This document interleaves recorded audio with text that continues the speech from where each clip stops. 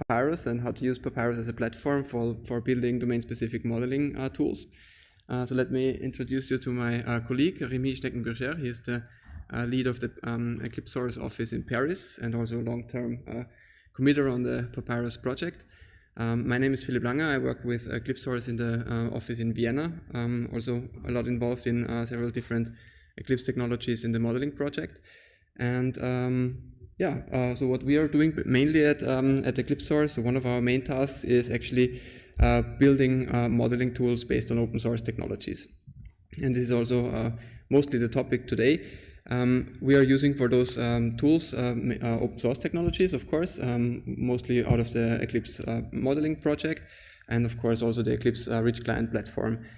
Since we are working in many different areas, we are dealing with very different types of modeling tools. So they are ranging from more information system, business application sort of tools through to really software and systems engineering modeling tools, where we often are dealing with graphical models. But we have also all types of mixtures between textual modeling, graphical modeling, table-based modeling, through to more form-based modeling, as you can see on your right. Since we are working in several different domains, so our experience from introducing model engineering or model-based engineering in different organizations is that it is most successful if it is as domain-specific as possible. And what we mean by that is that we try to introduce highly customized modeling environments that directly reflect the specific needs of the domain or the organization or even the group within one organization to accomplish a certain goal. And that means we also need to directly reflect the roles and backgrounds of the users. Like, for instance, you can imagine that a software architect will have a completely different requirement regarding how to interact with a model and a tool than, for instance, an electrical engineer, building instruction workers, or an accountant, for instance.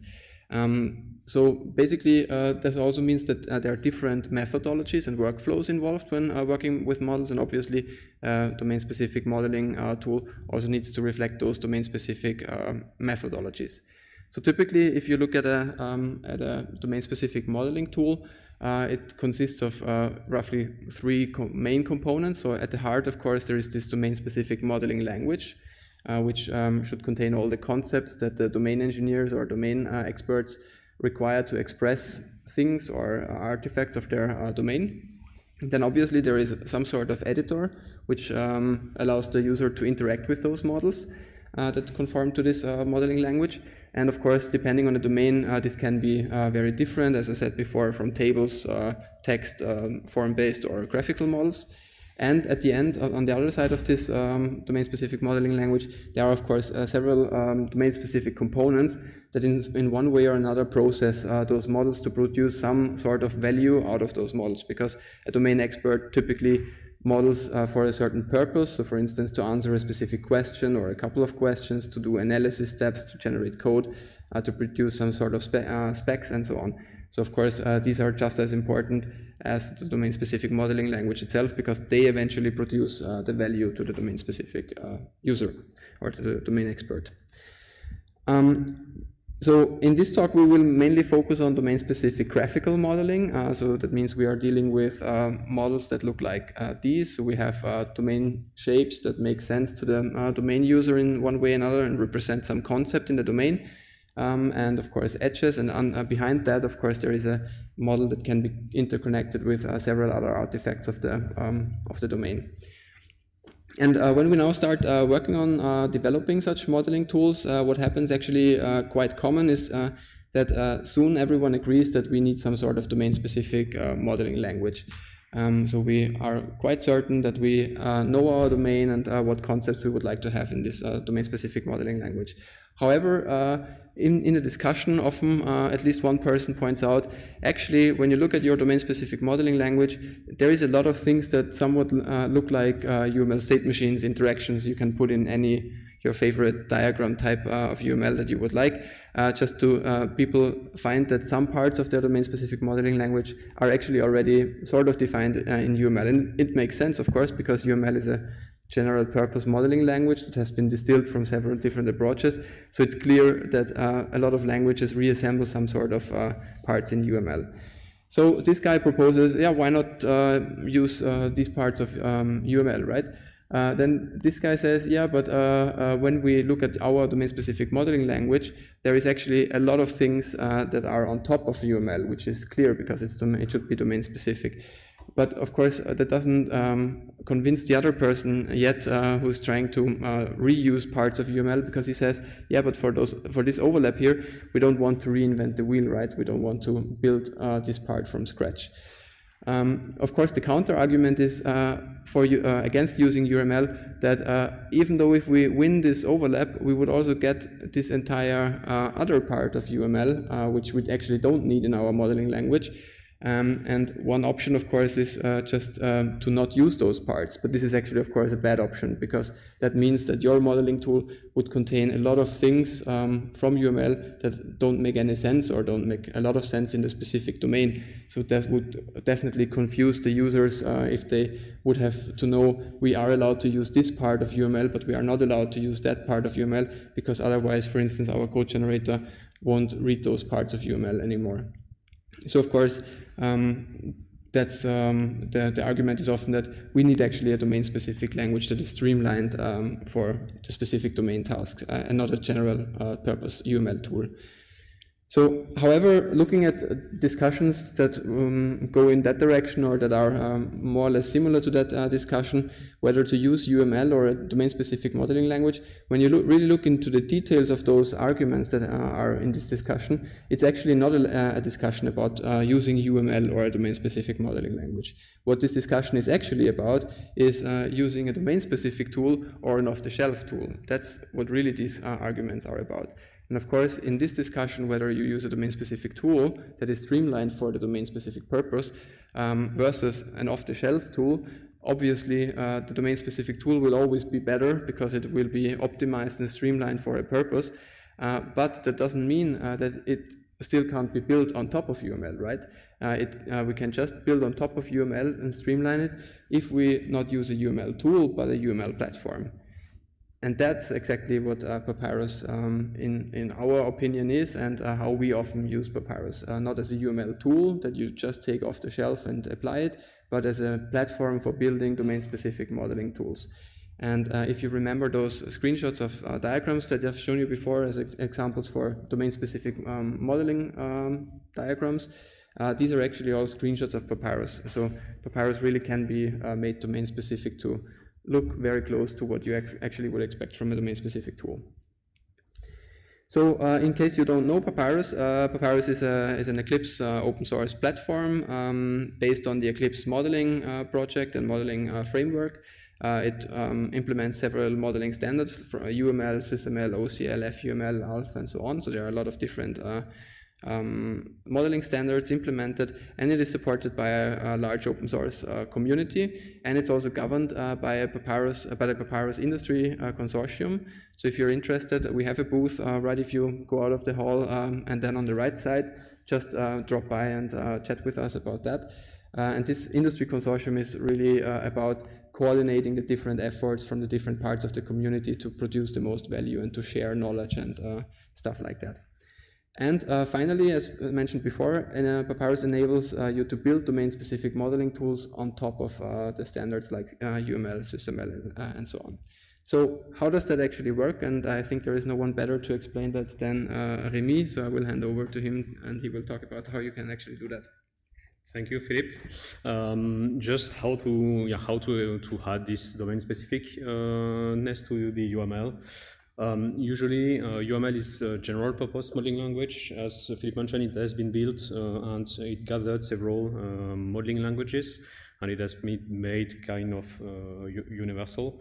And there is a built-in concept inside the UML, which is called the profiles, which allow to extend the UML with your domain-specific concepts. You can just extend like this the semantic of the tool. That means the concept that you manipulate inside the tool. But it's not only that. UML provides a set of diagrams, of standard diagrams, which are already available in the usual off-the-shelf tools. You will have the class diagrams, the activity diagrams, state machines, sequence diagrams, so all these kind of diagrams that you usually manipulate when you know UML. It's not only that when you want to build a domain-specific modeling tool, you not only want to have these generic diagrams, but you want to do a specific environment for your needs, and for that you will just have specific way of editing your models. You will have several components that you would like to customize. What is a domain-specific modeling environment? It's a tooling where you can just edit your models in your specific way with your specific workflows. It's also an easy API just to support what Philippe was talking earlier with code generation, validation, documentation generation, all this kind of interesting tooling that is then used by the domain experts. Papyrus as a platform, where does come the customizability of Papyrus? It supports a lot of places where you can customize the tool. The first one, which is the obvious one, is just customize the graphical syntax. So that means customizing the diagrams that you have coming from the UML standards and adapt them to your own needs, and just remove the information that are not relevant to you, add some information which are relevant to your domain, etc. Then once you have this generic diagram support or the specific diagram support, then you would like to customize the tooling around these diagrams, because the diagram is not only the representation, but you would like to also create new elements or edit the properties of these elements. So Papyrus allows you to customize all these elements, the palettes, property views, the editing behavior. That means what happens when you want to create an element. This can trigger a cascade of actions on top of your model. Papyrus as a platform, it's built on top of a lot of frameworks coming from the Eclipse modeling environment. For example, it's built on EMF, on UML2. That means you can get access very easily to the models and the meta models that you built thanks to these profiles. And you have very nice APIs to access the models, to modify them, read them, and do some actions on top of it, like validation, for example. And thanks to this support of EMF and the integration with EMF, that means that you can use a lot of other EMF-based tools that have been introduced inside the Eclipse ecosystem. Just thinking about, for example, OCL validation, it's very easy to integrate validation inside the tool thanks to this validation. And finally, it's a set of plugins. It's an Eclipse project, and you can very easily reuse parts of the tool and build your own application, your own product based on this set of plugins and your additional plugins. So it can be very easily integrated inside existing Eclipse-based tools, and just reuse some part of the tool to compute the best platform you would like to have. During this talk, we'll just present a small demo, which is a kind of definition of workflows inside, which is derived from an industrial project that we had. The goal there is just to define a set of workflows and to compute the duration or the probability that a path occurs around this set of tasks, with some decisions, with some merge of flows, etc. So the basic concepts that I will just explain very fast. A workflow contains a set of tasks. You can have manual tasks that will be performed by some person, or you have automated tasks that can be done by computation on a computer. There is then some flows between the tasks and some decision nodes that you can have, and just choose one path or another, given some constraints. And then you have some, on top of the flows and the task, you have some duration, the responsibilities on who is responsible for the task, and the probabilities that a flow can be triggered. Before getting to the demo, I will just do a quick overview on what is a profile, so you can understand a bit the thing there. The profile. The profile are containing some stereotypes, and these stereotypes are applied to the elements in the model. What the goal of the stereotype is, you can see them as two aspects. The first one is just to extend a concept coming from the UML. For example, a block in the system engineering can extend a class. In this case, the task for us is very similar to an action, which is a basic UML concept. And also the stereotype can identify some kind of specific elements, and then it can also add them some specific properties. Like for example, for a task we have a duration, that means the time that the task will just length, which is not a concept which is supported out of the box from UML. So we'll see there an extension of the UML meta model for a given DSL. Thanks to the profile support, then we are able to customize the diagrams. Papyrus supports CSS and SVGs to style the diagrams. That means you can add very easily some new graphical aspects if you want to, depending on the kind of stereotypes that you have applied or some properties of the stereotype. You can also extend the abstract syntax, that means the diagrams. You can also reuse other EMF-based technologies to extend the representations. You could use, for example, CSS or XText to have a graphic textual representation of your model or some part of your model, which could be represented as text. Sometimes text is more efficient than diagrams for, I don't know, for the behaviors, for example. Sometimes it's easier to manipulate. So let's switch now to the demo. So there we are just in the Eclipse environment with Papyrus installed. I will just show you basically the profile. So that's a specific kind of model that extend there some meta class taken from the UML language. Then you have these different stereotypes. For our language, for this demo, we'll just use tasks. Which are the actions that are taken on the workflow. And then we have some extension of the edges that are between these tasks, just to add some probability attribute, which can be low, medium, or high, given the probability that you want to give to several flows. And then a task can then be refined again. We have the same mechanism of refinement with the stereotypes. A task can be either automatic or a manual task.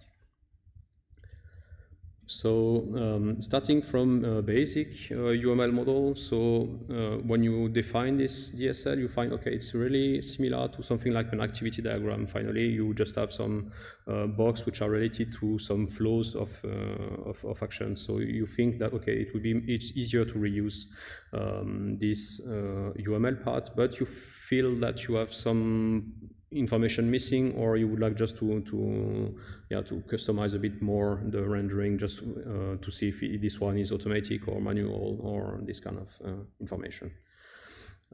So then you can just very easily apply a profile and add some stereotypes to the elements. So basically there it's only the plain UML diagram with the profile added on top of it. And as we mentioned earlier, Papyrus supports the CSS styling, so we have this kind of CSS file along the model that you can just define some rules. In the case you have some stereotypes which are applied, what is happening, etc. You can customize the rendering, the border colors, etc.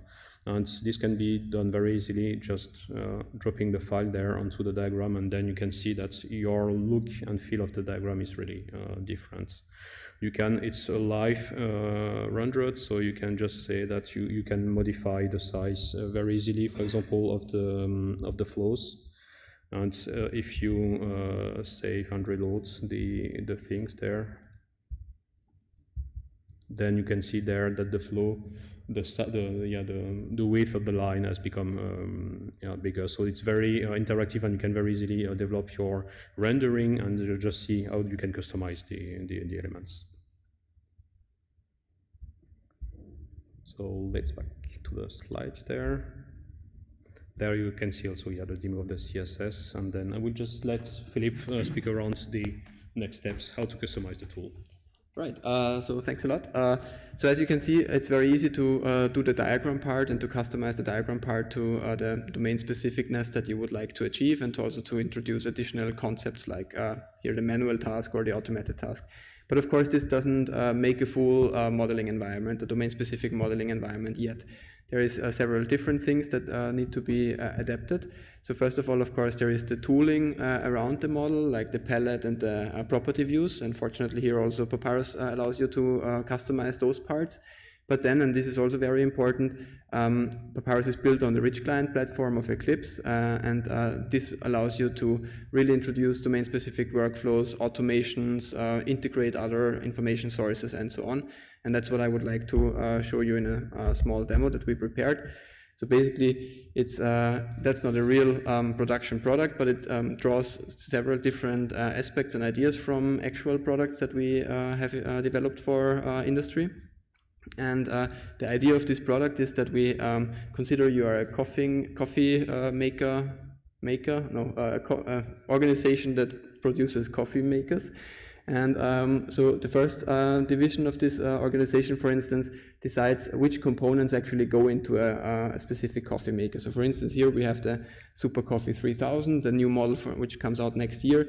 And for this part, for defining the hardware components of a coffee, you, for instance, decide, or your domain experts decide, that they actually prefer a form-based way of defining those models. And that's completely fine.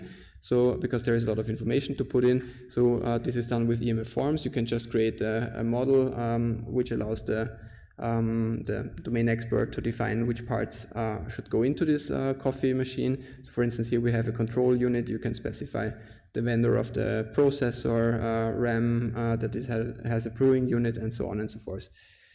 So I don't go into the details of that. What I would like to show you, though, is, of course, you need to think about the workflow in your modeling tool. Now, when the components of the hardware is defined, the next part of the organization, or the next role, wants to think about what are the user workflows of how can I implement them to actually use those different components. And what we can do very easily with EMF and Eclipse is, for instance, to add a wizard that allows to create a new workflow model based on this specific machine. And what you see here is a pre-initialized diagram that exactly implements all the extensions that Remi just mentioned with a specific style and so on. But it is pre-initialized that it already contains all the components that have been specified in a separate model. So that's really easy to do, obviously. And what people now can do is they can, for instance, create an automatic task and say, for instance, check water tank, and specify that this will be applied on the component water tank, for instance. So that's really easy to do, to automate those steps and to integrate it with other data sources in your workflow.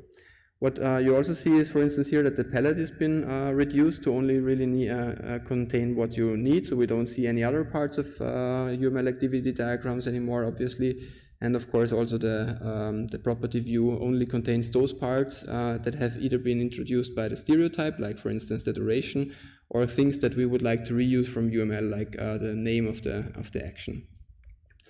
What you also see is that I'm here in a specific project, and let's say this workflow is then supposed to be executed on some machine, so we need to generate code in some way. What you see here is that we actually automatically included a builder and a code generator. Just by clicking create a new workflow model, we configured this project automatically, so that, for instance, for this action, we actually already generated this class. Just can show you when I save again, we get the second class. And to really integrate this model with the code, we are not trying to hide the code or anything. If, for instance, the user would like to extend this code, it should be very well integrated with the modeling tool, right? So that means there should be a way to navigate directly from the model element to the specific part in the code that you would maybe then, for instance, like to extend with custom code and so on. So that's also very important. Next, just that you don't have to watch me create a more reasonable model, I've already prepared one, like in a bad cooking show where this guy just picks up a ready dish. So this is basically a model which is already just completed, where we have, for instance, the user pushes the button push, then we check the water, then depending on whether there is water, the user has to refill and so on. So now this person in the organization has created this workflow. Let's consider, for instance, there is now another role which has to deal with maintenance cycles of this control of this workflow. So, for instance, how long does it take to create the coffee, and for instance, what is the probability that I go this path where I have to refill the water and I have to preheat until I can brew, which obviously is way longer than if we can just, if the water is okay and we already have a temperature in order to brew. So of course people would like to analyze that. And let's say this person is now interested not in doing that with a graphical model, but with a textual model. So that's something also really easy to integrate. For instance, here we created a really small xtext-based language, which is integrated with the model that we've just seen. And I can show you that I can just hit Control Space for autocomplete, and we see exactly those elements that we have in the model, where then this person can, for instance, make assertions that we always check the water before we brew, we always check the temperature before we brew, and so on, and then we can run analysis components on that workflow. Also in this part is here that we specify the probabilities of each of the probability types that we used in these decisions, and this already allows a component to really compute the probabilities of each trace, and this can be easily invoked by just right-clicking on the activity here and run a performance analysis, and this one shows exactly what is the probability of each execution trace, for instance. So let's just do that next to each other so that it's easier to see. Doesn't matter too much how this works. It should just be an example of what you can actually and how easy you can integrate things with each other. So for instance, this path here shows you that in a probability of 12.5%, you go from push, check water, then water is okay, then we check the temperature, then we keep the temperature and go brew. So this is the ideal case, that everything just works. And this is actually only for 12.5%, which is exactly what I meant before in the first slides. This is actually the answer to the question that the domain expert would have had, and that's why that brings use and value to the whole modeling tool. Right. I think that's mostly it for the demo. Just going back to the slides for some conclusions. So just to conclude, we are not saying that you should try to use for building every modeling tool, you should try to use UML. That's really not what we are saying. But we often observe in practice that there is a significant number of domain-specific modeling languages that actually reuse parts of UML.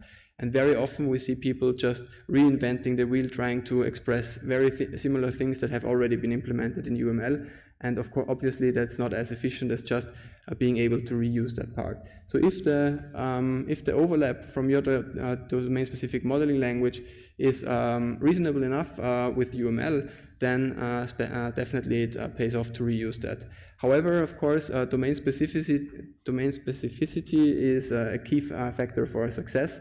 So really try to streamline everything what you need and remove those parts of UML that you don't need, and integrate it as ideal as possible in the entire engineering workflow to allow different types of organizations still use their preferred way of interacting with their model, but have the models underneath talk to each other so that they can really communicate and build on top of each other's work. Right. One other very important thing, of course, to mention is that we should really make use and exploit the Eclipse ecosystem.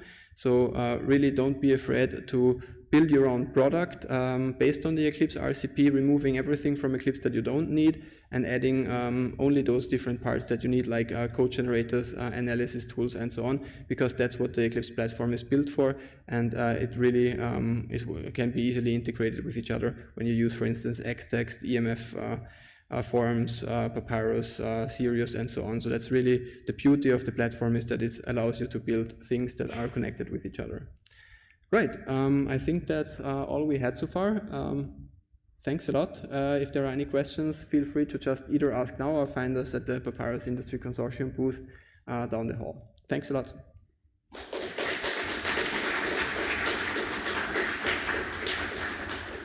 Thank you.